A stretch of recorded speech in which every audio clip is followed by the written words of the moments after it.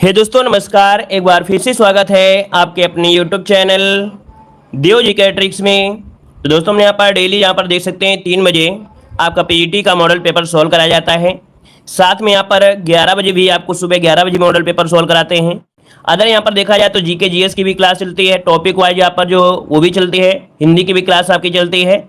तो आप लोग सभी क्लास यहाँ पर देख लीजिएगा, ठीक है। प्लेलिस्ट बना दिया है जहाँ पर आप सभी लोग सभी वीडियो देख सकते हैं, ठीक है। चलिए गुड आफ्टरनून सभी को गुड आफ्टरनून।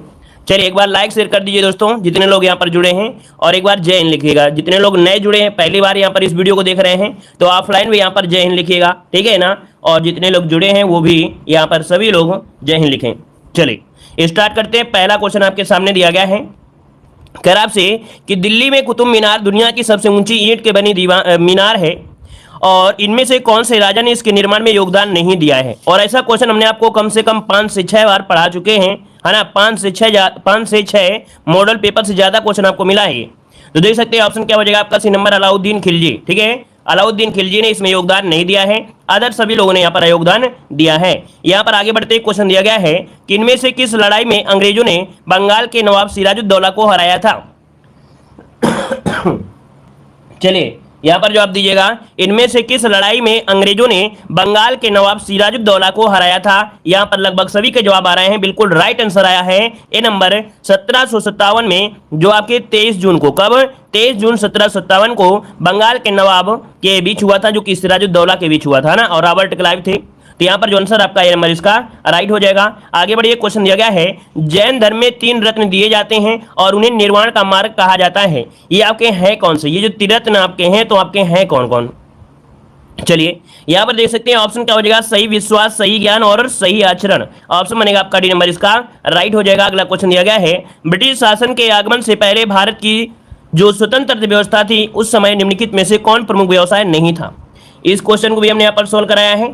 तो दोस्तों यहाँ पर आंसर इनमें से क्या हो जाएगा 4 नंबर में। तो यहाँ पर देखो कृषि चल रहा था, है ना, हस्तशिल्पी भी था, निर्माण भी था, लेकिन पर्यटन नहीं था, है ना। ऑप्शन बने आपका डी नंबर। अगला क्वेश्चन दिया गया है कि कुछ भारतीय अर्थशास्त्री ब्रिटिश शासन के दौरान भारत की राष्ट्रीय आय का मूल्यांकन करने का प्रयास करते थे। निम्नलिखित में से कौन अर्थशास्त्री नहीं है, इनमें से कौन अर्थशास्त्री नहीं है। तो दोस्तों यहाँ पर अर्थव्यवस्था के बारे में देखा जाए तो आपके दादा भाई नौरोजी ने भी यहाँ पर योगदान दिया है ना। अब आप लोग तुक्का मारना शुरू कर दोगे, क्वेश्चन कह रहा है नहीं और आप लोग शुरू करे हो ए नंबर। अरे यहाँ पर दिया गया है, यहाँ पर कह रहा है कुछ भारतीय अर्थशास्त्री ब्रिटिश शासन के दौरान भारत की राष्ट्रीय आय का मूल्यांकन करने का प्रयास करते थे। निम्नलिखित में से कौन अर्थशास्त्री नहीं है। तो देखिए यहाँ पर आपका दादा भाई नौरोजी इसमें शामिल है, वीके राय भी जो आपके हैं, आरसी देसाई भी हैं, लेकिन जो आपके दिए हैं प्रसंत चंद्र महालनोबिस। याद रखिए यहाँ पर जो आंसर आपका है यहाँ पर डी नंबर, ये इसमें से आपके शामिल नहीं रहे हैं। ये जो आपके संबंध है, इनका संबंध किससे, प्रथम पंचवर्षीय योजना से, किसे है, प्रथम पंचवर्षीय योजना से संबंधित है। आगे बढ़िए, क्वेश्चन दिया गया है, कह रहे हैं पागलपंथी विद्रोह वस्तुतः एक विद्रोह था। पागलपंथी विद्रोह जो था ये किसे था। चलिए यहाँ पर जवाब दीजिए 6 नंबर में। ऑप्शन क्या हो जाएगा, यहाँ पर हो जाएगा गारो, है ना। जो गारो खासी जयंती पहाड़ी है, तो गारो जो आपकी जनजाति है ये आपका है जो पागलपंथी विद्रोह से संबंधित है। और इसकी शुरुआत जो आपकी थी वो किया था टीपू ने किया था, ठीक है। इसकी शुरुआत टीपू ने किया था। ऑप्शन बनेगा आपका बी नंबर। अगला, अच्छा यहाँ पर अगला क्वेश्चन दिया गया है, निम्नलिखित घटनाओं में से विचार कीजिए भाई, यहाँ पर कौन सा विद्रोह कब हुआ था। यहाँ पर 7 नंबर दीजिएगा। यहाँ पर कह रहा है आपसे नील विद्रोह, संथाल विद्रोह, दक्कन दंगे और सिपाही विद्रोह, इनमें से सबसे पहले कौन हुआ था। तो देखिए संथाल विद्रोह हुआ था 1855 में। कब हुआ था, 1855 में ये विद्रोह हुआ था। और इसके बाद देखा जाए जो आपका है कौन सा, मोपला विद्रोह, ये 1920 और 22 में हुआ था। मोपला विद्रोह जो हुआ था 1922 और 20 के करीब हुआ था। और इसके बाद देखा जाए जो आपसे अगला पॉइंट आपसे दिया गया है कौन सा, दक्कन विद्रोह दिया गया है, और ये हुआ था 1874 में, ठीक है, 1874 में। अच्छा मोपला विद्रोह, अच्छा नील विद्रोह इसमें दिया गया है। सिपाही विद्रोह 1857 हो जाएगा, ये हो गया 1857 हो गया, ठीक है, 1857 हो गया। इसके बाद दिया गया है नील विद्रोह 1859 में, हाँ ये हुआ था 1859 में। कब हुआ था, 1859 में हुआ था। जो दक्कन का जो विद्रोह हुआ था ये 1874 में, 1874 में। आप मिलान करिए भाई, सब कुछ आपके सामने दिया गया है। और अब देखिए कौन सा ऑप्शन यहाँ पर सही हो रहा है। चलिए तो देखिए आपका दिया गया है 1855 के बाद देखा जाए तो यहाँ पर आपका क्या हो जाएगा, 1855 के बाद 59। कोई ऑप्शन मिल रहा है भाई, 2 4 1 3 मिला है क्या। 1855 फिर 1857, इसके बाद है, हाँ देखिए ऑप्शन डी वाला आपका मिल रहा है, यहाँ पर डी नंबर आपका राइट हो जाएगा 1857, मतलब ये जो ऑप्शन डी बना है, ठीक है, डी नंबर आपका राइट हो जाएगा। चलिए आगे बढ़िए, क्वेश्चन दिया गया है सूची फर्स्ट को सूची सेकंड से यहाँ पर सुमेलित करना है, और यहाँ पर आपके सामने इस प्रकार से कुछ ऑप्शन आपके दिए गए हैं। यहाँ पर देखिए आपका ऑप्शन जो आपका पहला है वही राइट हो जाएगा, अर्थात जो मोपला विद्रोह है, मोपला विद्रोह ये आपके कहाँ से संबंधित है, केरल से संबंधित है, ठीक है ना। फिर आपका जो पावना विद्रोह था ये बंगाल से जुड़ा हुआ है ना, यहाँ पर इसका 3 हो जाएगा और इसका 1 हो जाएगा। एका विद्रोह जो आपका संबंधित है वो आपके कहां से, अवध से है, कहां से, अवध से है, तो यहाँ पर 4 हो जाएगा। बिरसा मुंडा का विद्रोह कहां से है, तो आपके बिहार से, इसका 2 हो जाएगा। तो दोस्तों यहाँ पर आंसर आप लगा लीजिए, ए नंबर इसका राइट हो जाएगा, ए नंबर राइट हो जाएगा। आगे बढ़िए, क्वेश्चन दिया गया है, कह रहा है उदयपुर वन्यजीव अभ्यारण्य स्थित है, उदयपुर वन्यजीव अभ्यारण्य जो स्थित है ये कहां पर स्थित है, इसका आंसर देना है। क्वेश्चन नंबर 9 का जवाब दीजिए, राइट आंसर में से क्या हो जाएगा। चलिए दोस्तों, लाइक की संख्या यहाँ पर कम है वीडियो में, है ना, लाइक की संख्या कम है दोस्तों, आप लोग लाइक सभी लोग कर दीजिए। जितने लोग यहाँ पर जुड़े हैं एक बार सभी लोग मिलकर 30 सेकंड के अंदर अंदर जितने लोग भी यहाँ पर जुड़े हैं सभी लोग लाइक शेयर कर दीजिए दोस्तों, थोड़ा अच्छा लगने लगे क्लास में कितने लोग यहाँ पर जुड़े हैं, और वीडियो में लाइक की संख्या भी कम से कम इतनी तो होना चाहिए कि अच्छा लगने लगे देखने में, ठीक है। चलिए सभी लोग बार मिलकर लाइक कर दीजिए, फिर इसके बाद इसका जवाब दीजिए। वेरी गुड, बहुत अच्छे। चलिए क्वेश्चन नंबर 9 का जवाब दीजिए, कह रहा आपसे उदयपुर वन्यजीव अभ्यारण्य किस मतलब स्थित है, कहां पर स्थित है। तो बिल्कुल इजी क्वेश्चन आपका हो जाएगा, यहाँ पर जो आंसर आपका होगा राइट क्या हो जाएगा। चलिए भाई, इस क्वेश्चन का जवाब जो आपका दिया गया है काफी रोचक आपका जवाब है, बताइएगा उदयपुर वन्यजीव अभ्यारण्य स्थित है। चलिए उदयपुर वन्यजीव अभ्यारण्य जो आपका है कहां पर स्थित है दोस्तों, इसका जो आंसर है बहुत ही रोचक आंसर है, इसका आंसर बहुत रोचक आंसर है। और देखिए यहाँ पर जवाब आ रहा है राजस्थान, वेरी गुड। और जितने लोगों का जवाब आया है उन सभी का जवाब यहाँ पर गलत है दोस्तों, याद रखिएगा। हमने बताया था कि इसका आंसर जो है बड़ा रोचक है, ये पड़ता है आपके बिहार में, ठीक है ना, बिहार में पड़ता है, याद रखिएगा। ये जो पड़ता है अभ्यारण्य ये बिहार में पश्चिमी चंपारण जिले में, कहां पर है, पश्चिमी चंपारण जिले में है, ये चंपारण जिले में है दोस्तों, नोट कर लीजिएगा, ठीक है, ये चंपारण जिले में है, पश्चिमी चंपारण जिले में ये पड़ता है, याद रखिएगा। इसलिए हमने कहा था कि क्वेश्चन में परिवर्तन है, थोड़ा रोचक आपका आंसर होने वाला है, याद रखिए। उदयपुर वन्यजीव अभ्यारण्य आपके बिहार में है, चंपारण में है, ठीक है। चलिए नोट कर लीजिएगा, सभी लोग नोट करिएगा, क्योंकि ऐसा कोई होना नहीं चाहिए जो लोगों ने गलती नहीं किया है, सबने गलती किया है, एक आधे लोगों ने जो तुक्का मार दिया वो बात दूसरी, अगर सही किया तो अच्छी बात है, लेकिन सभी लोग इसके स्क्रीनशॉट ले लीजिएगा, कम से कम 1 घंटा इसको स्टेटस में लगाइएगा। आगे बढ़िए, क्वेश्चन आपसे अगला पूछा गया है, यहां पर दिया गया है विशुद्ध गांधीवादी तरीके से लड़ा गया पहला आदिवासी अहिंसक विद्रोह इनमें से कौन था। विशुद्ध गांधीवादी तरीके से लड़ा गया पहला आदिवासी अहिंसक विद्रोह इनमें से कौन था, 10 नंबर में। तो दोस्तों यहाँ पर जो आंसर आपका हो जाएगा ये है ताना भगत आंदोलन है। कौन है, ताना भगत आंदोलन। ये आपका 1914 कब, 1914 और 15 में बिहार से आपका शुरू हुआ था, याद रखिएगा। और इस आंदोलन के नेता थे यात्रा भगत और उनके अन्य साथी भी इसमें से शामिल थे। आगे बढ़िए, क्वेश्चन दिया गया है कि वेनिस शहर जो नहरों और पुलों से युक्त है निम्नलिखित में से किस देश में है। वेनिस शहर जो आपका है दोस्तों, बताइएगा ये जो वेनिस शहर है नहरों और पुलों से क्या है, युक्त है, ये किस देश में है। 11 नंबर में जवाब लगभग सभी का सही होना चाहिए। जवाब आ रहा है 11 नंबर में डी और 11 नंबर में बी। दोस्तों यहाँ पर जिसका आंसर डी आ रहा है बिल्कुल राइट हो जाएगा, इटली। जिसका ऑप्शन आया बिल्कुल राइट हो जाएगा, इटली है, याद रखिएगा। यहाँ की जो प्राकृतिक जो सुंदरता है उसकी खूबसूरती एक कला चित्र के समान दिखाई देती है और यह शहर सांस्कृतिक और व्यापारिक केंद्र भी है। इस नगर में कह सकते हैं नाव सवार होकर सैलानी घूमने जाते हैं, ठीक है। तो ऑप्शन इसका डी हो जाएगा। अगला क्वेश्चन आपसे यहाँ पर दिया गया है, कह रहे थे माउंट एटना जिसे यूरोप का सबसे सक्रिय ज्वालामुखी माना जाता है वह निम्नलिखित में से किस देश में स्थित है। तो माउंट एटना आपका पूछा गया है ना, बताइएगा भाई 12 नंबर में क्या हो जाएगा। ये इटली में है, कहां पर है, इटली में। इसका जो ऑप्शन बनेगा डी नंबर इसका राइट हो जाएगा, डी नंबर हो जाएगा, राइट हो जाएगा। और आगे बढ़िए, क्वेश्चन दिया गया है, कह रहे हैं पोनमुड़ी दक्षिण भारत का एक छोटा सा हिल स्टेशन है, यह किस शहर के पास स्थित है। क्या नाम है, पोनमुड़ी, यह दक्षिण भारत का एक छोटा सा हिल स्टेशन है। तो ये दोस्तों आपके तिरुवनंतपुरम में इसका जो ऑप्शन है यहाँ पर सी नंबर इसका राइट हो जाएगा। ये आपके कहां पर है, तिरुवनंतपुरम में, याद रखिएगा, ठीक है ना। यह पश्चिमी घाटी की पर्वत श्रृंखला का एक हिस्सा है जो कि अरब सागर के समानांतर फैला हुआ है। ऑप्शन सी नंबर राइट हो जाएगा। आगे बढ़िए, क्वेश्चन दिया गया है, निम्नलिखित में से कौन सा शहर पश्चिमी ऑस्ट्रेलिया की राजधानी है।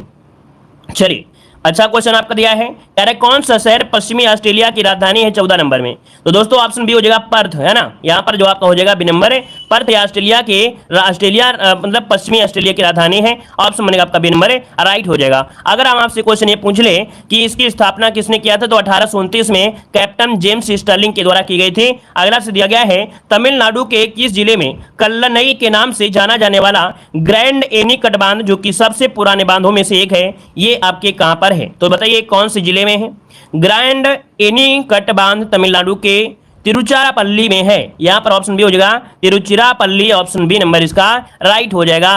आगे बढ़िए, क्वेश्चन आपसे दिया गया है, कह रहा है पूंजीगत व्यय या राजस्व घाटे में पर्याप्त वृद्धि के कारण होता है। पूंजीगत व्यय हो या राजस्व घाटा हो, तो इसमें पर्याप्त वृद्धि जब हो जाती है तो इसके कारण दोस्तों क्या होता है, राजकोषीय घाटा हो जाता है। ठीक है, राजकोषीय घाटा यहां पर हो जाएगा, यहां पर आंसर ए नंबर है, राइट हो जाएगा, राजकोषीय घाटा हो जाएगा। यहां पर आगे बढ़ते हैं, क्वेश्चन दिया गया है, कह रहा है मांग में कमी और आपूर्ति में वृद्धि का संतुलन कीमत पर क्या है, और आपूर्ति में वृद्धि का जो संतुलन है तो उस पर कीमत में क्या प्रभाव पड़ेगा। यहां पर देखिए 17 नंबर में ऑप्शन सी हो जाएगा। यहां पर संतुलन मूल्य क्या होता है, घट जाएगा। संतुलन मूल्य जो आपका है वो घट जाएगा, ऑप्शन बनेगा यहां पर सी नंबर है, राइट हो जाएगा। आगे बढ़िए, क्वेश्चन दिया गया है, निम्नलिखित में से कौन सा खाद्य सुरक्षा प्रणाली एक घटक है। ये जो आपके इकोनॉमिक्स क्वेश्चन होते हैं उनको नोट कर लिया करिए कॉपी में। जब आप लोग 10-15 प्रैक्टिस सेट लगाएंगे ना, तो ये क्वेश्चन बार बार मिलने लगेंगे, और बार बार जब मिलने लगेंगे तो आप आराम से इनका जवाब दे सकते हो, है ना। मतलब अपनी कॉपी में जब 10-15-20 बहुत आपको 50 क्वेश्चन मिलेंगे, और अगर 2-3 दिन में इनका रिवीजन कर लिया जाए तो बिल्कुल इजी हो जाएंगे दोस्तों, ठीक है ना। तो यहाँ पर देखो दिया है, निम्नलिखित में से कौन सा खाद्य सुरक्षा प्रणाली का एक घटक है। यहाँ पर देखिए 18 नंबर का जो ऑप्शन दिया है, ये नंबर हो जाएगा सुरक्षित भंडार।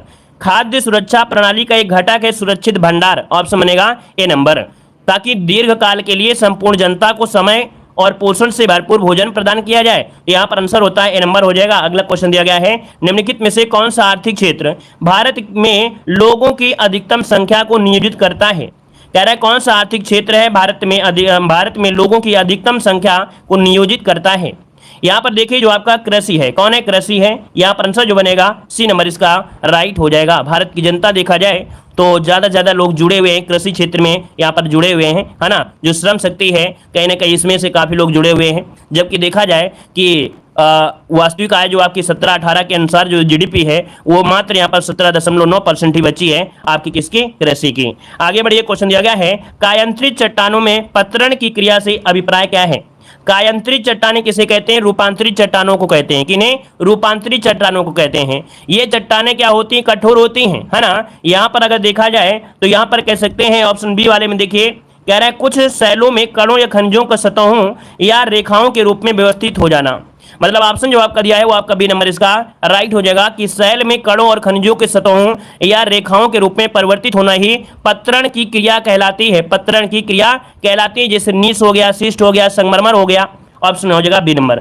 सिंपल से भाषा में देखा जाए, जैसे मान लीजिए चाक दिया गया, चाक, और ये अगर परत के हिसाब से है और इसमें प्रेशर और टेम्परेचर दिया जाए तो यही क्या बन जाता है, संगमरमर बन जाता है। आगे बढ़िए, क्वेश्चन आपसे दिया गया है, यहाँ पर आपसे कह रहा है अगला क्वेश्चन, भारतीय संविधान के अनुच्छेद 5 से 11 निम्नलिखित में से किस पहलू से संबंधित हैं। यहाँ पर बताइएगा कि भारतीय संविधान के अनुच्छेद 5 से 11 निम्नलिखित में से किस पहलू से संबंधित 21 नंबर में।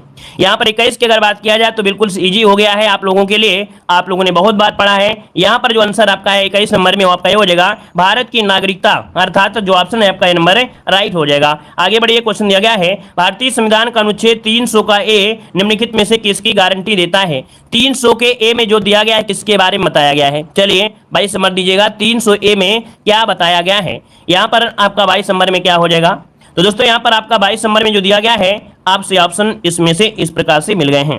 बताइए इनमें से क्या हो सकता है। तो 22 नंबर में जो ऑप्शन है देखिए आपका सी नंबर है कि कोई भी व्यक्ति अपनी संपत्ति से वंचित नहीं रहेगा। यहाँ पर जो आंसर दिया गया है यहाँ पर सी नंबर इसका राइट हो जाएगा। केवल कानूनी अधिकार के रूप में ही भारतीय नागरिकों को प्राप्त होगा। मतलब कि अधिकार है, सब कुछ है, समाप्त कर दिया गया मौलिक अधिकार, लेकिन ऐसा नहीं कि वंचित कर दिया जाएगा। यहाँ पर ऑप्शन सी नंबर इसका राइट हो जाएगा। आगे बढ़िए, क्वेश्चन दिया गया है कि भारतीय संविधान का अनुच्छेद 324 से लेके 329 तक जो आपके हैं ये किससे संबंधित हैं। तो 324 से लेकर 329 तक जो आपका प्रावधान है किससे हैं? यहाँ पर देखिए ऑप्शन हो जाएगा ए नंबर चुनाव से हैं। किससे हैं? तो आपके भाग 15 के अंतर्गत जो आपका अनुच्छेद 324 से 29 तक है, ये निर्वाचन से संबंधित आपके हैं। और यहाँ पर आगे बढ़िए क्वेश्चन दिया गया है 24 नंबर की अगर बात किया जाए तो ऑप्शन बताइए क्या आंसर में से राइट हो जाएगा। राइट आंसर दीजिए जल्दी से भाई, राइट आंसर दीजिए। लाइक शेयर भी कर दीजिए जितने लोग अभी अभी जुड़े हैं बाद में, है ना। सभी लोग जितने लोग बाद में जुड़े हैं सभी लोग दोस्तों एक बार लाइक शेयर भी कर दीजिए। चलिए वेरी गुड।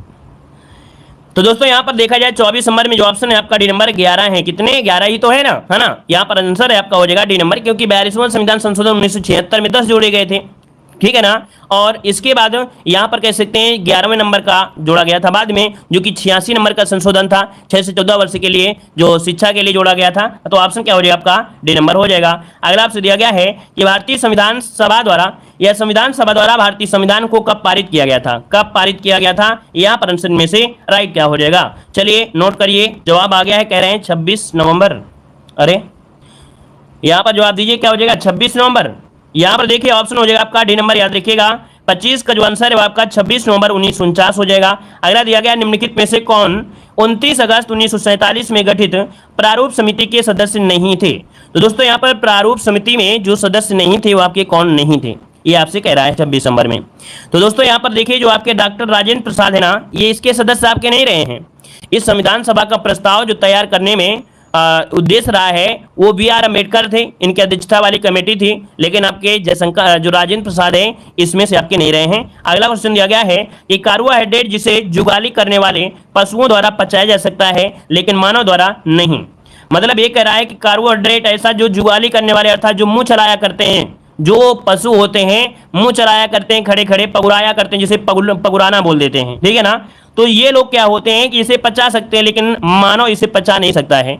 तो दोस्तों ये होता है आपका सेल्यूलोज। क्या होता है? सेल्यूलोज। ऑप्शन बनेगा यहाँ पर सी नंबर। दोस्तों हमने आपको बताया भी है कि यहाँ पर अगर पेड़ की छाल अगर आप लोग खाएंगे, क्या पेड़ की अगर छाल भी खा लेते हैं तो ये भी पच जाएगी।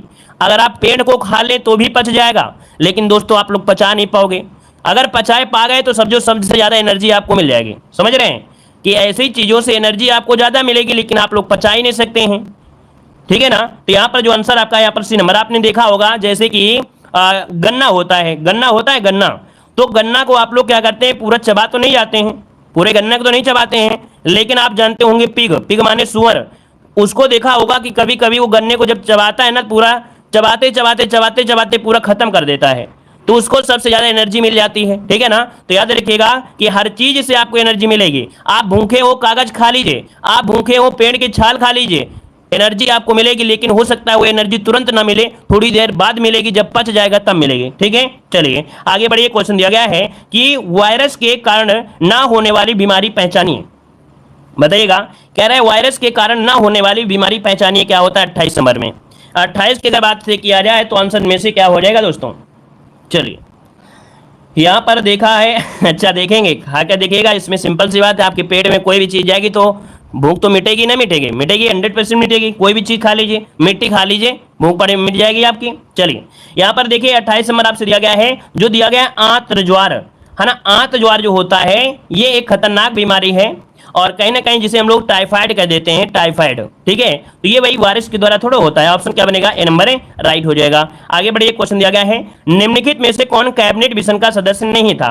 तो कैबिनेट मिशन में यहाँ पर देख सकते हैं विलियम वार्ड, ये नहीं थे, पहला ऑप्शन हो जाएगा, क्योंकि पैथी लॉरेंस थे, स्टीफर्ड क्रिप्स थे, एवी अलेक्जेंडर भी थे। तो ऑप्शन बनेगा आपका ए नंबर। आगे बढ़िए। क्वेश्चन दिया गया है क्या होता है जब एक जगह पर हवा की चाल बढ़ती है? क्या होता है जब एक जगह पर हवा की चाल क्या होती है? बढ़ती है। तो उस जगह पर दाब कम हो जाता है दोस्तों। क्या होता है? उस जगह पर दाब जो होता है वो कम हो जाता है। याद रखिएगा, क्या दाब कम हो जाता है? जब दाब कम होगा तभी तो हवा बढ़ेगी।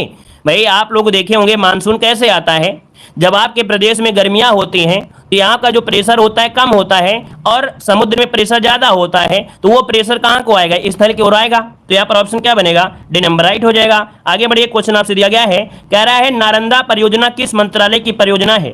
नालंदा परियोजना किस मंत्रालय की परियोजना है? यहाँ पर दोस्तों क्या हो जाएगा? वेरी गुड, बिल्कुल सही है। लो प्रेशर हाई प्रेशर वाला सिस्टम बनता है। तो दोस्तों 31 नंबर की अगर बात किया जाए तो ऑप्शन हो जाए आपका यहाँ पर सी नंबर, अल्पसंख्यक मामले। क्या बन जाएगा कि नालंदा नालंदा परियोजना अल्पसंख्यक मामले की परियोजना है और इस परियोजना के अंतर्गत प्राचीन नालंदा विश्वविद्यालय के अनुरूप उच्च शिक्षा हेतु विश्वविद्यालय की स्थापना की गई है। तो आपका जवाब क्या हो जाएगा? सी नंबर है। और इसकी शुरुआत जो हुई थी 2014 में इसकी शुरुआत की गई है। अल्पसंख्यकों के उच्च शिक्षण संस्थानों के लिए 2014 में सुविधा की गई है। अगला है राष्ट्रीय ग्रामीण पेयजल कार्यक्रम का हिस्सा है। राष्ट्रीय ग्रामीण पेयजल कार्यक्रम का हिस्सा है, तो बताइए किसका हिस्सा है? यहाँ पर 32 नंबर में जो बनेगा ये आपका भी हो जाएगा भारत निर्माण का हिस्सा है। भारत निर्माण का हिस्सा है। प्रारंभ हुआ था दोस्तों 2005 में। कब हुआ था? 2005 में प्रारंभ हुआ था। और इसके तहत कौन कौन से कार्य शामिल होते हैं? इसके तहत जो कार्य शामिल होते हैं तो पहला तो आपका हो गया विद्युत, फिर सड़क, फिर पेयजल, फिर दूरसंचार, फिर सिंचाई, फिर निर्धन, है ना, निर्धन जो आपके आवास हैं ये शामिल आपके हैं। अगला आपसे दिया गया है कि सूची फर्स्ट को सूची सेकंड से सुमेलित करना है। तो चलिए फिर मिलान कर लीजिएगा। सर्व शिक्षा अभियान, बताइए भाई लेखपाल वाले जितने भी यहाँ पर जुड़े हुए हैं, जिन लोगों ने लेखपाल दिया है वो लोग इस क्वेश्चन को अगर पा जाएंगे ना तो इतना ज्यादा उड़ा उड़ा के मारेंगे तो शायद हो सकता है दूसरा कोई यहाँ पर आए, क्योंकि लेखपाल वालों ने काफी अच्छी तरीके से योजनाएं पढ़ा है। तो दोस्तों यहाँ पर शिक्षा अभियान ये 2001 में आई थी। 2001 कहाँ पर है? आपके 3 में हो जाएगा। साक्षरता भारत जो है कि आपके 2009 में, यहाँ पर क्या हो जाएगा आपका? यहाँ पर 4 हो जाएगा। ऑपरेशन ब्लैक बोर्ड ये आपका हुआ था 1987 में। कहाँ पर है? फर्स्ट में है। और जो राष्ट्रीय साक्षरता मिशन है ये 1988 में हुआ था, तो यहाँ पर हो जाएगा आपका 2 हो जाएगा। तो दोस्तों जो लोग यहाँ पर लेखपाल की तैयारी करे हैं और पढ़े हैं अच्छी तरीके से, उनकी मेहनत बर्बाद नहीं जाएगी, क्योंकि ये जो योजनाएं हैं लगभग हर जगह पूछी जाती हैं और आपके लगभग लेखपाल का 50% क्वेश्चन आपको हर एग्जाम में मिलता है। ठीक है, तो दोस्तों यहाँ पर याद रखिएगा कि 3, 4, 1, 2 इसका हो जाएगा। पीटी में देखिए सिलेबस में योजनाएं दी गई हैं, परेशान मत होइए। पीटी में देखिए सिलेबस में योजनाएं दी गई हैं, सिलेबस को उठाइए और देखिए योजनाएं आपको मिलेंगी। ठीक है ना, बस ये कि योजनाएं कब मिलेंगी। ठीक है ना, चलिए तो दोस्तों यहाँ पर 3, 4, 1, 2 इसका हो जाएगा। 3, 4, 1, 2 देखते हैं कहीं पर है। यहाँ पर आपका जवाब हो जाएगा, आपका डी नंबर हो जाएगा। अगला दिया गया हाली पद्धति संबंधित है। हाली पद्धति संबंधित है किससे है? 34 नंबर में। तो ये बंधुआ मजदूर से है। ऑप्शन में आपका ये नंबर बंधुआ मजदूर से हो जाएगी। अगला क्वेश्चन आपसे दिया गया चिपको आंदोलन मूल रूप से किसके विरुद्ध था? चिपको आंदोलन मूल रूप से किसके विरुद्ध था? 35 नंबर में। तो यहाँ पर जल प्रदूषण से था नहीं, वन कटाई से था। देखिए ऑप्शन सी नंबर इसका राइट हो जाएगा। अगला क्वेश्चन दिया गया है निम्नलिखित आदिम जनजातियों तथा उनके निवास स्थानों के युग्मों में से कौन सा एक सही सुमेलित नहीं है? तो चलिए 36 नंबर में कौन सही सुमेलित नहीं है? देखो यहाँ पर बुक्सा जनजाति है, ये पौड़ी गढ़वाल के पास पाई जाती है या इस एरिया में रहती है। कोल जो आपकी जनजाति है जबलपुर से है। मुंडा जनजाति छोटा नागपुर में है। यहाँ पर कोरबा दिया गया है कोडागू से। दोस्तों कोरबा जनजाति मध्य प्रदेश के छोटा नागपुर पठार में पाई जाती है। कहां पर है? तो आपके कोरबा जनजाति मध्य प्रदेश के छोटा नागपुर में पाई जाती है। इस कारण से ऑप्शन यहाँ पर डी नंबर गलत हो जाएगा। आगे बढ़िए, क्वेश्चन दिया गया है निम्नलिखित में से कौन सा एक सही सुमेलित नहीं है? सही सुमेलित नहीं है तो चलिए यहाँ पर वर्तमान नाम और आपके पुराने नाम आपसे दिया गया है। तो दोस्तों यहाँ पर हमने इस चीज को पढ़ा दिया है पहले से ही, है ना, ये चीजें हमने आपको पहले से पढ़ा दिया है। यहाँ पर जो हरारे है, हरारे यहाँ पर देख सकते हैं कि जो आपका सेलिसबरी क्या है? सेलिसबरी दिया गया है। इथोपिया का जो आपका पुराना नाम था वो क्या था? एबीसिनिया था। ये भी सही आपका है। ठीक है ना। इसके बाद दिया गया घाना, और घाना गणराज्य का जो पुराना नाम रहा है वो क्या रहा है भाई? ये अफ्रीका के एक देश था। घाना शब्द का अर्थ होता है लड़ाकू राजा, और इसका पुराना नाम था गोल्ड कोस्ट था। क्या था? गोल्ड कोस्ट था। ऑप्शन सी नंबर आपका गलत दिया गया है दोस्तों, इसका पूरा नाम था गोल्ड कोस्ट था। ठीक है ना। चलिए यहाँ पर अगला क्वेश्चन दिया गया है सूची फर्स्ट को सूची सेकंड से सुमेलित करना है। और यहाँ पर देखा कि हमने बांध तो आपको पढ़ाया ही है, अभी हाल ही में पढ़ाया था बांध।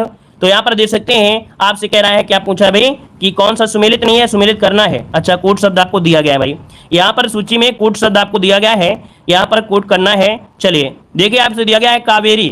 कावेरी अगर बात करें, कावेरी की अगर बात करते हैं तो मेंटूर क्या हो जाएगा? कावेरी आपका हो जाएगा मेंटूर हो जाएगा, 2 हो जाएगा। ठीक है ना। इसके बाद जो आपका कृष्णा है अलमाटी हो जाएगा, यहाँ पर 1 हो जाएगा। इसके बाद आपका दिया है नर्मदा, ये आपका हो जाएगा 4, जो आपका क्या है? सरदार सरोवर हो जाएगा। चंबल जो आपका है वो आपका क्या हो जाएगा? गांधी सागर बांध आपका है चंबल में, तो यहाँ पर हो जाएगा 3 हो जाएगा। तो 2 1 4 3 2 1 4 3 2 1 4 3 देखिए ऑप्शन यहाँ पर बी नंबर है राइट हो जाएगा। अगला क्वेश्चन दिया गया है सूची फर्स्ट को सूची सेकंड से क्या करना है? यहाँ पर सुमेलित करना है। सूची फर्स्ट को सूची सेकंड से सुमेलित करना है। यहाँ पर देखो आपसे दिया गया है, कह रहा है खनिज, है ना, और कह रहे हैं कि समाप्त होने योग्य हैं या नहीं है। तो भाई इनको तुक्का मार के काम कर सकते हैं। तो चलिए मिलान करिए। जो खनिज है तो भाई समाप्त हो सकते हैं कि नहीं हो सकते हैं? खनिज जो है वो समाप्त हो सकता है कि नहीं हो सकता? हो सकते हैं। तो भाई यहाँ पर देखिए समाप्त होने योग्य है, यहाँ पर इसको 3 कर लीजिए। ऐसा क्वेश्चन भी हमने आपको पढ़ाया भी है ऐसा क्वेश्चन भी हमने आपको पढ़ाया है। इसके बाद जो आपका दिया है सौर ऊर्जा, तो सौर ऊर्जा ये समाप्त नहीं हो सकती है, अर्थात ये असमाप्त होने वाली है। तो यहाँ पर देखिए ये 4 हो जाएगा, इसका बनेगा 4 हो जाएगा। बायोगैस जो आपका है बायोगैस, ये क्या होगा, ये मीथेन तथा कार्बन डाइऑक्साइड है, तो मीथेन कार्बन डाइऑक्साइड यहाँ पर 2 हो जाएगा। और वन आरोपण, ये क्या होते हैं, वन से होती है वर्षा, है ना, वनों से वर्षा होती है, इसका 1 हो जाएगा। दोस्तों बन गया आपका आंसर, देखिए 3 4 2 1 हो जाएगा, 3 4 2 1 पहला ऑप्शन इसका राइट हो जाएगा। अगला आपसे दिया गया है कि भारतीय उपमहाद्वीप में बोली जाने वाली भाषाओं में बोलने वालों की सर्वाधिक संख्या के आधार पर हिंदी के बाद किसका नंबर आता है। तो चलिए दोस्तों यहाँ पर जवाब दीजिएगा, हिंदी के बाद जो नंबर आता है वो किसका आता है। तो दोस्तों याद रखिएगा बांग्ला भाषा का, किसका, बांग्ला भाषा का आता है, इसका ऑप्शन बनेगा यहाँ पर बी नंबर है, राइट हो जाएगा, बांग्ला भाषा हो जाएगा। आगे बढ़िए, क्वेश्चन दिया गया है, कह रहा है निम्नलिखित में से कौन से देश संयुक्त सुरक्षा परिषद के स्थायी सदस्य देश हैं। चलिए स्थायी सदस्य देश पूछा गया है, यहाँ पर देखिए कौन से आपके हैं, तो 5 स्थायी सदस्य देश होते हैं, और इनमें से देखा जाए तो आपका है संयुक्त राज्य अमेरिका, रूस, यूके, फ्रांस और चीन। ऑप्शन क्या हो गया, यहाँ पर देखिए डी नंबर है, राइट हो गया। आगे बढ़िए, क्वेश्चन दिया गया है, निम्नलिखित में से कौन सा दिन केंद्रीय रिजर्व पुलिस बल के स्थापना दिवस के रूप में जाना जाता है। मतलब आपसे ये पूछ लिया है कि बताना है केंद्रीय रिजर्व पुलिस बल के स्थापना दिवस, तो जवाब हो जाएगा 27 जुलाई, क्या हो जाएगा, 27 जुलाई 1939 को, ठीक है। यहाँ पर जो आंसर है वो आपका डी नंबर इसका राइट हो जाएगा, ठीक है ना। ये क्राउन के द्वारा हुई थी, लेकिन आजादी के बाद 49 को, ये एक अधिनियम के बाद ये पारित हो गया था, और इसका केंद्रीय रिजर्व पुलिस बल नाम दे दिया गया था 49 में। तो इसका ऑप्शन बनेगा आपका डी नंबर, राइट हो जाएगा डी नंबर। आगे बढ़िए, क्वेश्चन आपसे अगला पूछा गया है, यहाँ पर आपसे कह रहा है अगला क्वेश्चन कि स्वामी नारायण अक्षरधाम एक हिंदू मंदिर परिसर है जो कि भारत के निम्नलिखित स्थानों में से कहां स्थित है। तो 43 को ऑप्शन डी हो जाएगा, ये आपके दिल्ली में है दोस्तों, कहां पर है, दिल्ली, इसका आंसर राइट हो जाएगा। और इसके बाद आगे बढ़िए, क्वेश्चन आपसे दिया गया है, कपास प्रौद्योगिकी पर अनुसंधान के लिए केंद्रीय संस्थान कहां पर स्थित है। तो दोस्तों ये आपके कहां पर है, मुंबई में या नागपुर में है, मुंबई है या नागपुर में है, मुंबई या नागपुर, नागपुर होना चाहिए, नागपुर होना चाहिए।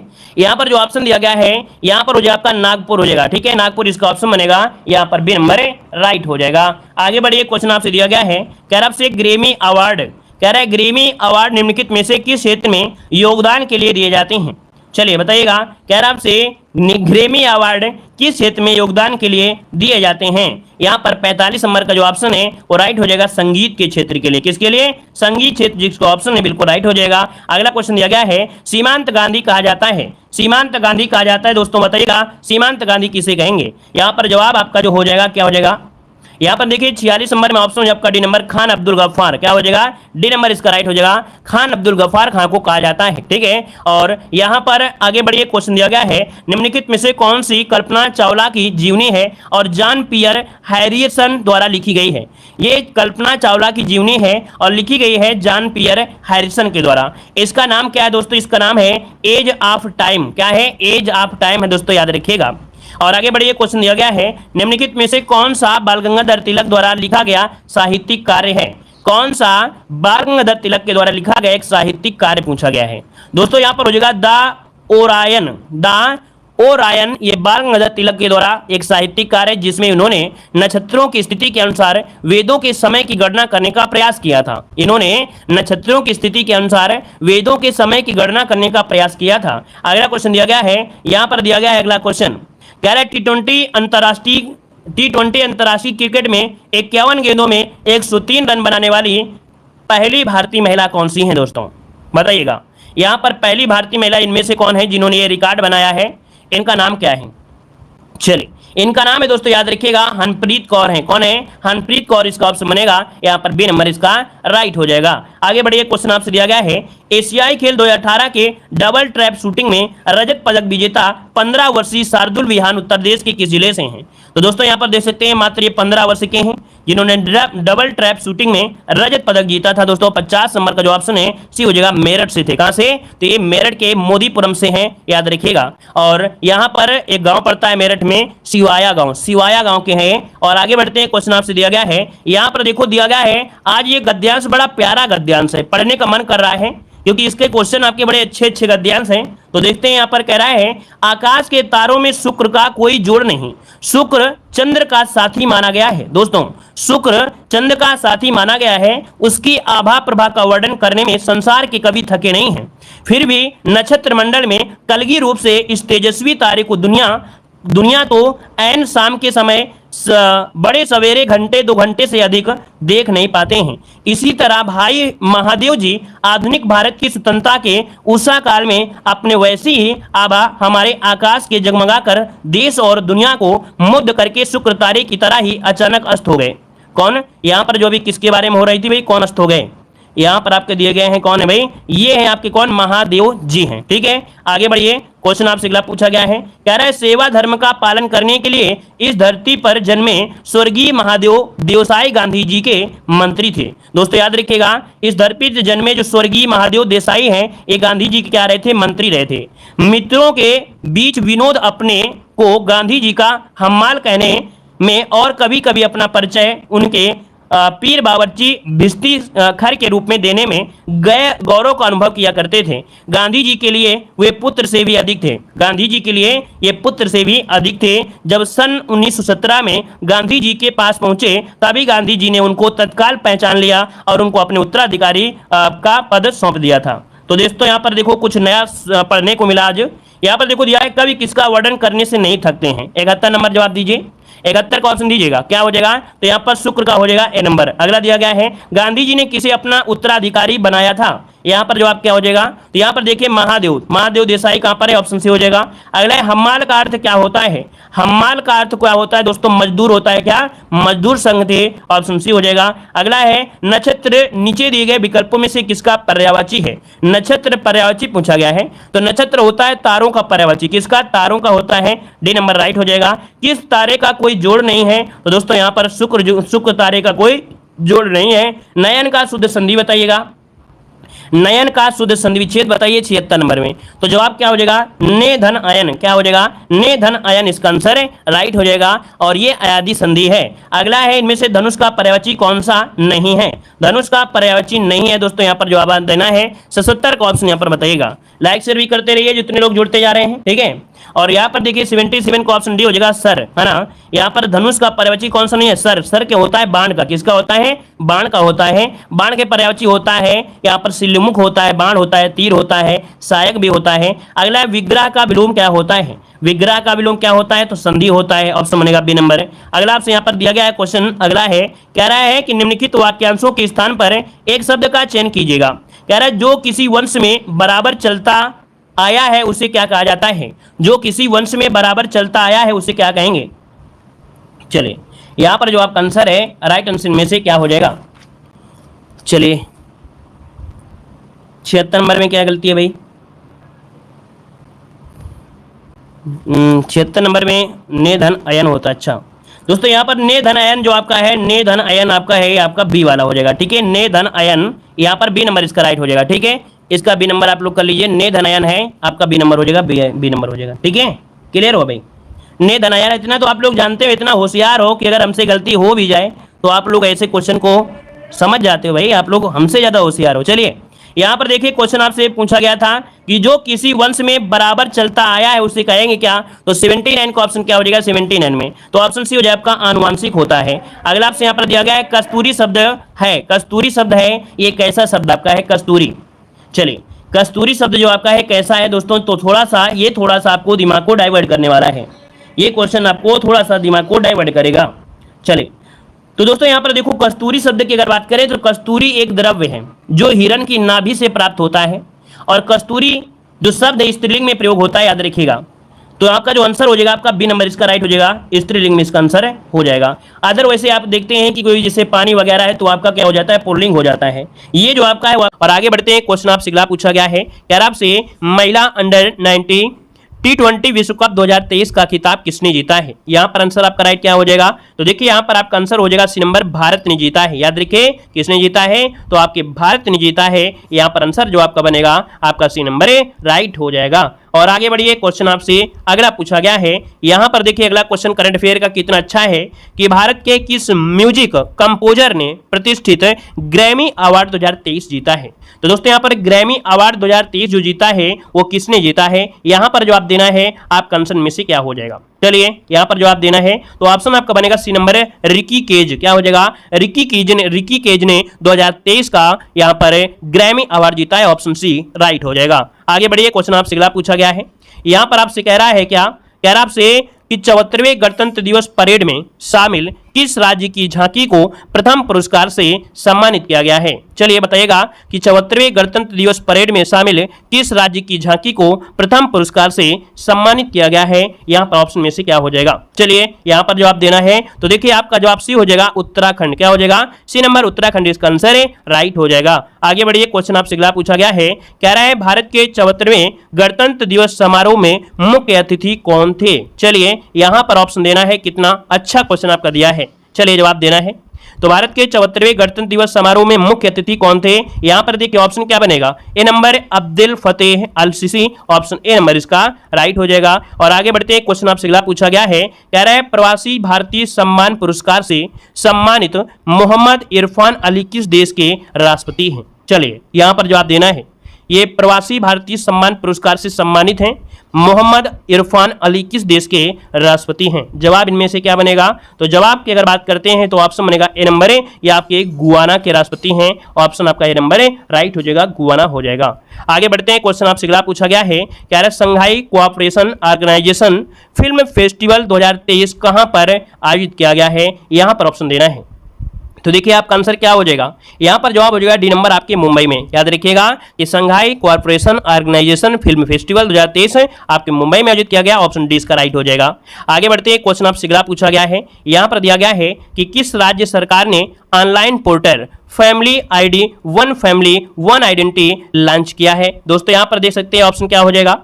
तो ऑप्शन की अगर बात करते हैं 66 नंबर में तो ऑप्शन क्या बनेगा? आपका जवाब हो जाएगा सी नंबर उत्तर प्रदेश, जिसको ऑप्शन है बिल्कुल राइट आंसर आ रहा है। और आगे बढ़ते हैं, क्वेश्चन आपसे अगला पूछा गया है। कह रहा है जस्टिस सोनिया गोकानी किस राज्य की पहली महिला मुख्य न्यायाधीश बनी है? नोट करिए और IMP लगाइए कि जस्टिस सोनिया गोकानी किस राज्य की पहली महिला मुख्य न्यायाधीश बनी है। यहां पर आंसर इनमें से राइट क्या बनेगा? तो यहां पर देखिए आपका जो आंसर है यहां पर सी हो जाएगा आपके गुजरात की बनी है। याद रखिए कहां के हैं? गुजरात के। ऑप्शन सी इसका राइट हो जाएगा। और आगे बढ़िए, क्वेश्चन दिया गया है। कह रहा आपसे यहां पर केंद्रीय मंत्रिमंडल ने 22वें विधि आयोग के कार्यकाल को 31 अगस्त 2024 तक बढ़ा दिया है। 22वें विधि आयोग के अध्यक्ष कौन हैं? यहां पर बताइएगा 22वें जो विधि आयोग है इसके जो अध्यक्ष हैं इनमें से कौन हो जाएंगे? तो आपके न्यायमूर्ति ऋतुराज अवस्थी। कौन है? न्यायमूर्ति ऋतुराज अवस्थी। ऑप्शन ए इसका बन जाएगा। आगे बढ़िए, क्वेश्चन आपसे दिया गया है अंतर्राष्ट्रीय मातृभाषा दिवस 2023 का मनाया गया। चलिए यहां पर ऑप्शन देना है अंतर्राष्ट्रीय मातृभाषा दिवस 2023 कब मनाया गया? यहां पर आंसर जो आपका बनेगा इनमें से क्या हो जाएगा? तो आपके 21 फरवरी को मनाया गया। कब मनाया गया? 21 फरवरी। ऑप्शन डी नंबर इसका राइट हो जाएगा, 21 फरवरी बनेगा। आगे बढ़ते हैं, क्वेश्चन आपसे अगला पूछा गया है कि वर्ष 2023 के हॉकी अवार्ड के तहत major Dhyan Chand lifetime achievement पुरस्कार से किसे सम्मानित किया गया है? यहां पर ऑप्शन देना है। बहुत अच्छा क्वेश्चन दिया गया है। यहां पर बताना है कि हॉकी अवार्ड के तहत major Dhyan Chand lifetime achievement पुरस्कार से किसे सम्मानित किया गया है? जवाब हो जाएगा आपका बी नंबर है। इनका नाम है गुरबख्श खां। क्या नाम है? गुरबख्श सिंह नाम है। ऑप्शन गुरबख्श। क्वेश्चन बताइएगा। अब आपको क्या करना है, आपको बस ध्यान से सुनना है जैसे कि हमारी डेली क्लास में होता है। डेली की क्लास में हमने आपको बताया है, बस आपको क्या करना है, पहले मॉडल पेपर पढ़ना है। मॉडल पेपर के बाद हम आपको वो पॉइंट देते हैं जो आपको 10 नंबर का सिलेक्शन आपको यहीं से दिलाएंगे। तो बस आपको ध्यान से रहना है। और आप लोग हमारे टेलीग्राम से नहीं जुड़े हैं तो एक बार टेलीग्राम से भी जुड़ जाइएगा, है ना। और भाई अब आप लोग क्लास को लाइक भी तो कर दीजिए, इतने लोग जुड़े रहते हैं, है ना। कितने लोग जुड़े रहते हैं तो लाइक शेयर की संख्या बढ़ा दीजिए, आनंद आएगा। देखो दिया है प्रमुख देश और यहाँ पर राष्ट्रीय खेल। याद रखिए जापान का जो राष्ट्रीय खेल है वो क्या है? जापान का राष्ट्रीय खेल क्या है? तो आप कहेंगे जूडो। क्या है? यहाँ पर जूडो है। अगर आप पूछे कि इंग्लैंड का जो राष्ट्रीय खेल है वो क्या है, तो इंग्लैंड का क्या है? तो इंग्लैंड का हो जाएगा क्रिकेट। क्या हो जाएगा? क्रिकेट हो जाएगा। अगर पूछे स्पेन का क्या है, तो स्पेन में क्या होता है? बुल फाइटिंग होती है। क्या होती है? सांड युद्ध होता है। दोस्तों याद रखिए बुल फाइटिंग होता है, सांड युद्ध होता है। और अगला दिया है कि श्रीलंका, और श्रीलंका का क्या है? तो श्रीलंका का है दोस्तों याद रखिएगा वॉलीबॉल। क्या है? वॉलीबॉल हो जाएगा। वहीं पर इंडोनेशिया पूछा गया है तो इंडोनेशिया का क्या हो जाएगा? तो इंडोनेशिया का हो जाएगा बैडमिंटन। क्या हो जाएगा? बैडमिंटन हो जाएगा। इंडोनेशिया का बैडमिंटन हो जाएगा।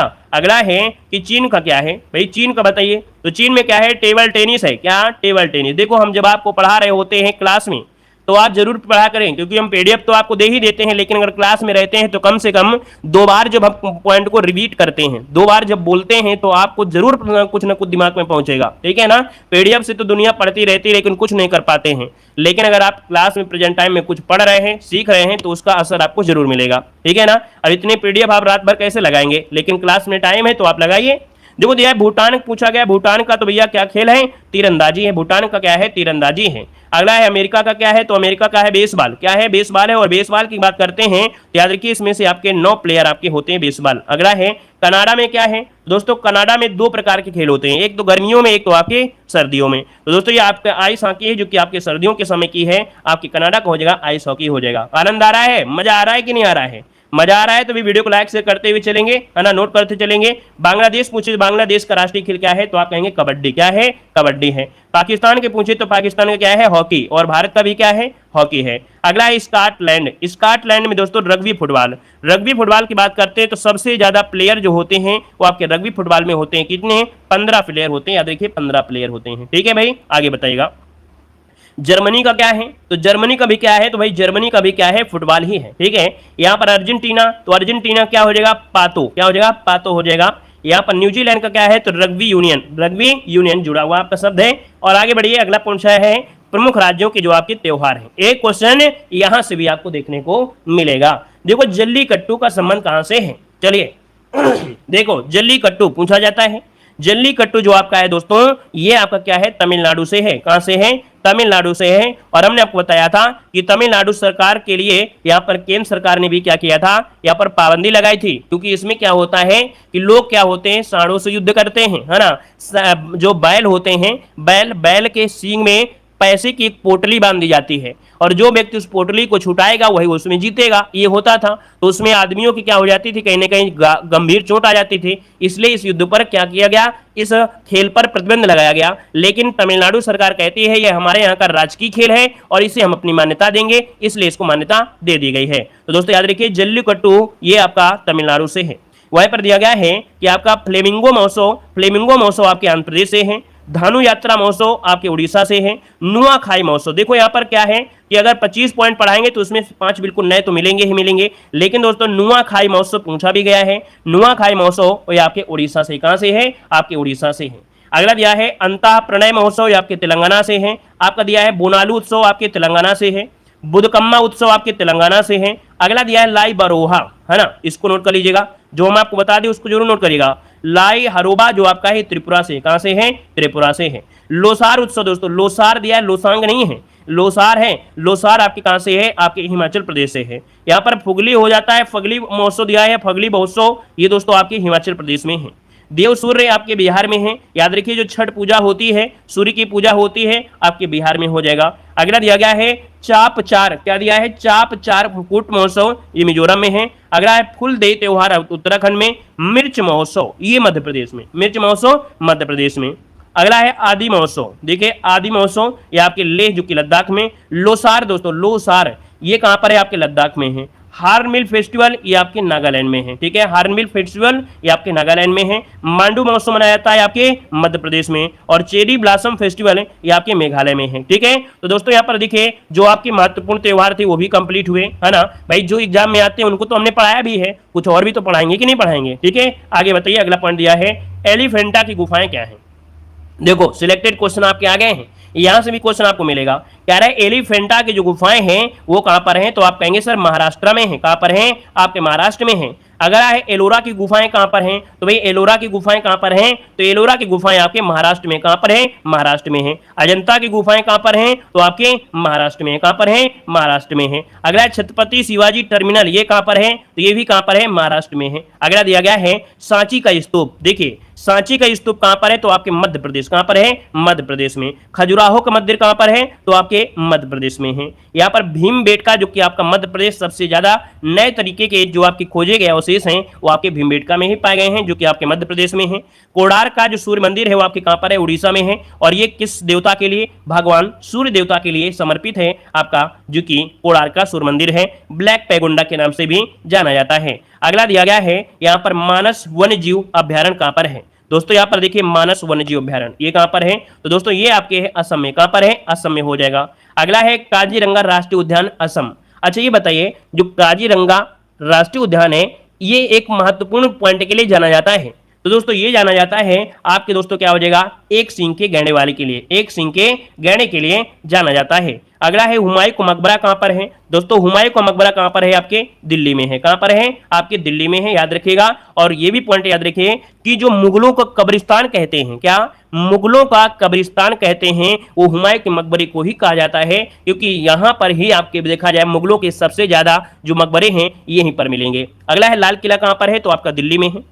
कुतुब मीनार कहां पर है, दिल्ली में है। अब कुतुब मीनार का जो स्टार्टिंग किया था वो आपकी कुतुबुद्दीन ऐबक ने किया था, बनकर जो तैयार हुई थी इल्तुतमिश के समय तैयार हुई थी, है ना। अगला पॉइंट बताइएगा महाबोधि मंदिर कहां पर है। तो दोस्तों महाबोधि मंदिर कहां पर है, तो आप कहेंगे सर बिहार में। कहां पर है, आपके बिहार में है। अगला है मुगल सिटी फतेहपुर सीकरी। तो दोस्तों ये आपके उत्तर प्रदेश में फतेहपुर सीकरी दोस्तों याद रखिए आपके उत्तर प्रदेश में आगरा के पास आपकी है। अगला है कि ताजमहल दोस्तों कहां है, तो आप कहेंगे सर ताजमहल कहां पर है, आपके उत्तर प्रदेश आगरा में है। कहां पर है, आगरा में है। अगला है आगरा का जो किला है वो कहां पर है, तो आपके आगरा में है। अगला है नंदा देवी राष्ट्रीय उद्यान। नंदा देवी राष्ट्रीय उद्यान ये आपके कहां पर है, उत्तराखंड में है, उत्तराखंड में। अगला है दार्जिलिंग हिमालयन रेलवे। दार्जिलिंग दोस्तों याद रखिए दार्जिलिंग हिमालय रेलवे स्टेशन ये पश्चिम बंगाल में है। इस चीज को याद रखिए दार्जिलिंग, ये दार्जिलिंग कहां पर है, आपके पश्चिम बंगाल में है। आप लोग हिमाचल प्रदेश में मत पहुंच जाना, तो याद रखिए दार्जिलिंग कहां पर है, तो आपके पश्चिम बंगाल में है। यहाँ की जीआई टैग भी आपको मिली थी, ठीक है ना। चलिए अगला पॉइंट दिया गया है, यहां पर देखिए कुछ महत्वपूर्ण पॉइंट दिए गए हैं, जैसे कि कुछ आपके नारे थे, है ना। ये नारे में देखिए आपसे दिया गया है कि जय जवान जय किसान का जो नारा दिया वो किसने दिया था। देखिए जय जवान जय किसान ये आपके देखिए लाल बहादुर शास्त्री हो जाएगा। मारो फिरंगी को, मारो फिरंगी को ये किसने दिया था, तो आपके मंगल पांडे ने ये दिया था। वहीं पर दिया है जय जगत, जय जगत जो दिया है विनोबा भावे, जो कि आपके भू आंदोलन से जुड़े हुए थे, है ना, भू आंदोलन से आपके जुड़े हुए थे। अगला दिया गया है कि कर मत दो, क्या कर मत दो, ये जो आपके हैं सरदार वल्लभ भाई पटेल। संपूर्ण क्रांति जयप्रकाश नारायण और विजय विश्व तिरंगा प्यारा, विजय विश्व तिरंगा प्यारा ये जो आपका नारा दिया था वो आपके श्यामलाल गुप्ता पार्षद ने दिया था। वहीं पर दिया वंदे मातरम, वंदे मातरम किसने दिया है, तो आपके बंकिम चटर्जी, बंकिम चंद्र चटर्जी ने। अगला आपसे यहाँ पर पॉइंट दिया गया है, कह रहा है जनगण मन, जनगण मन किसके द्वारा दिया गया, तो आपके रविन्द्रनाथ टैगोर, जनगण मन किसके द्वारा, रविन्द्रनाथ टैगोर। और अगला है कि साम्राज्यवाद का नाश हो, साम्राज्यवाद का नाश हो ये आपके भगत सिंह ने दिया था। और अगला है कि स्वराज्य हमारा जन्मसिद्ध अधिकार है और इसे हम लेकर ही रहेंगे, ये आपके बाल गंगाधर तिलक ने कहा था। अगला पॉइंट आपके यहाँ पर देखो आ गया है, जो कि पिछले मॉडल पेपर भी यहाँ से क्वेश्चन आपके मिले भी थी।